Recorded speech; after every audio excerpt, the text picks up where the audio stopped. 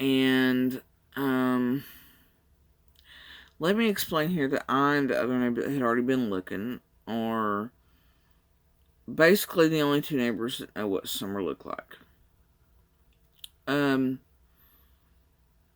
The other neighbor that joins Candace and them, even though they're connected, whereas her and I really aren't, nor is the other one, but he has visual too, and because the kids play on that side of the hill and it's more clear than. And because, Candace and I talk to them and they are out in a place where, they know all of us, what everybody looks like, so that's why, and they're some of the best neighbors you could ever want, guys. I don't care what the media tells you, everybody in there ain't crazy, most people are good, seriously, there's retired veterans, there's ex-police, hospital workers, and there's only 11 or 12 of us in there, right? And, like, there's not what it's being made out to be. Everybody's pretty quiet. We were the youngest, but had the least traffic of anybody, and I mean this sincerely, not even my family came there, which part of that was what, we were going through separately there. But also, I just don't like visitors either. Kind of a homebody, but,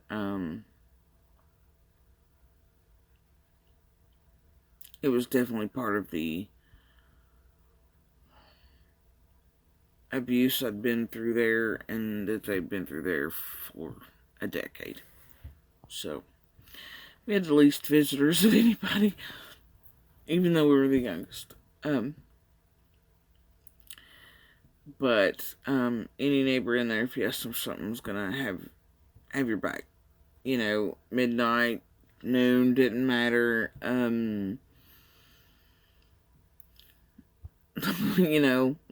These are good people. So anyway, and hardworking people.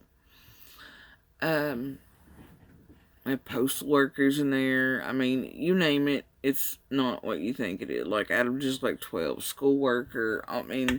It's not what you think it is. So anyway,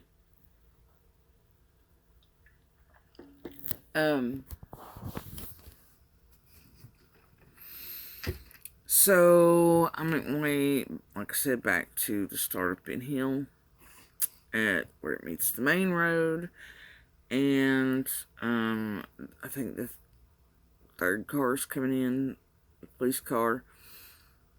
It was an SUV, whatever it was, and I stopped him. It was I heard a scream, whatever, and they said, okay, they take kind of note. Everything's going so quick, moving so fast at that point. But other neighbors are coming in, and they ask us and other ones, what she looks like. We describe her. We tell them where we've already searched. Most of those neighbors knew about, tracks as well, so try to keep that down.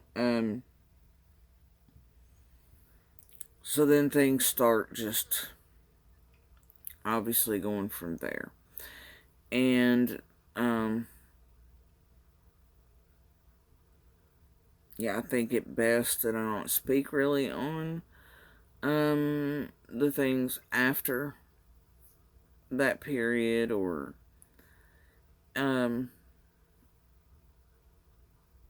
just because of, just, I think the main events right there in those first few moments and hours are what matter the most. There's nothing really afterwards that, because most of that pertains to, search crews and, obviously the main parts of every, and what follows after a situation like this. I can tell you that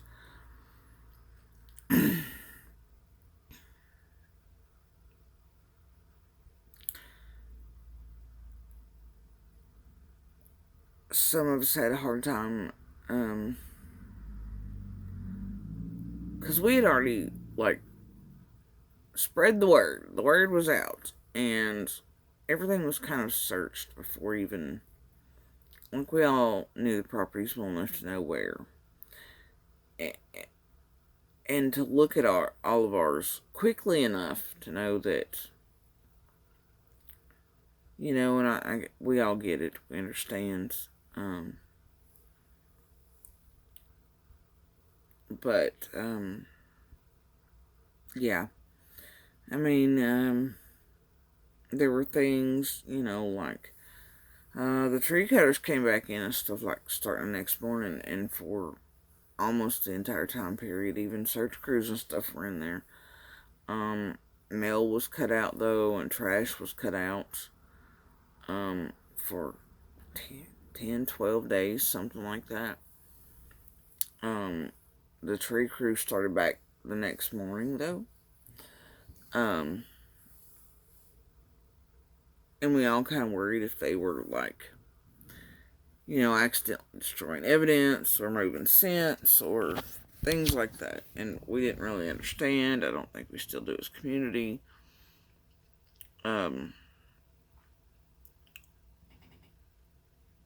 There were things with that made us uncomfortable, including at one point, like, I'd went down and, but for like the third time.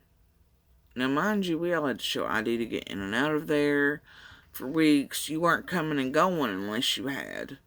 And for the most part, you weren't coming or going anyway because you were on property. It was search crews and teams and dogs came through to search the houses and the buildings and the properties. And, it was literally one crew after the next, after the next, after the next, after the next. And I mean that sincerely, day in and day out, for weeks and weeks, plus the helicopter overhead and the drones, and it was.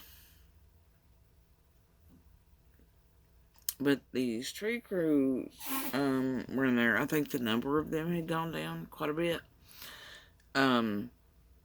But they had finally started on this piece of property and in the right of way at a point, and we noticed weird stuff. So I was sitting down once again to remind them that wood needed to be left laying, and there were some weird questions like, how old's your daughter? And them cutting in on a spot that had already been cut that didn't make sense to me. And then right behind the question about my daughter's age, I felt uncomfortable. Could have just been sensitive to the subject. I'm not accusing anybody of anything. Right behind it was another guy that joked about how they could take off with and be gone. Not summer in particular, but how that job would be perfect for something like that. I was like, maybe the guy just has no filter. I don't know. Like, that's real inappropriate. But it wasn't. I think that same day they asked them to leave from in there. And there was some issues with that, but they stopped letting them in. So anyway. But I'm not sure that and I'm just saying that seems to be how that transpired. Because I complained. Not even sorry. So, anyway, other than that, I'm not really going to say much otherwise. I have watched, I know that part of the thing is, like Candace not crying, not doing whatever, and I don't think it would, look, y'all, I've seen her in person. I talked to her, just talked to her last night or this morning. Can't remember which. It was one or the other, though. But, she was crying then. She really does sincerely want Summer found. And I don't think it would matter whether she was crying or not. I think everybody would eat her alive. I understand how the optics look. I understand how I get it. I get it just like you all do, you know? Um, and I understand part of the issue. Like, at first was the past tense language, before it was even heard out from you all. I mean, like, first night I heard it, and it didn't bother me because, I think that what people who live in maybe the suburbs or easier lives, they're kind of projecting, but when you live the lives of people like this, or have gone through some of the things or had the past that Candace and things have had, or like us, I mean, you learn how to, and sometimes maybe you seem a little, it's more reality based than, and so I think somewhere you already think the worst, or you think, or it's hard to have hope when you've lived a hard life. Um, or maybe as parents, even though it's hard for some of us to admit openly and in public, it's, as a parent, which do you hope for? Right? I mean, you don't want either, obviously. You don't want either. Um, your best case, like you hope all those days, right? You hope that it's just got mad, wandered off, or broke a leg, or stuck, or something, right? That's your best case. But then, if they're taken, I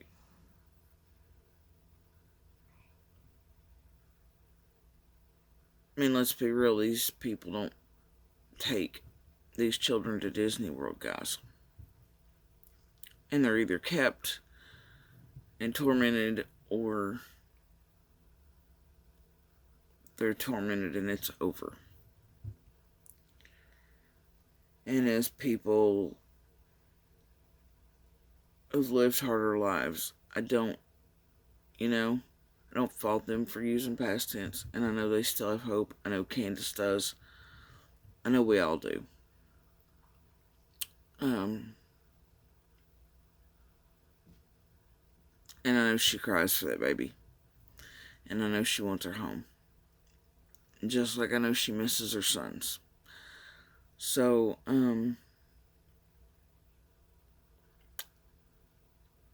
anyway, I will be back.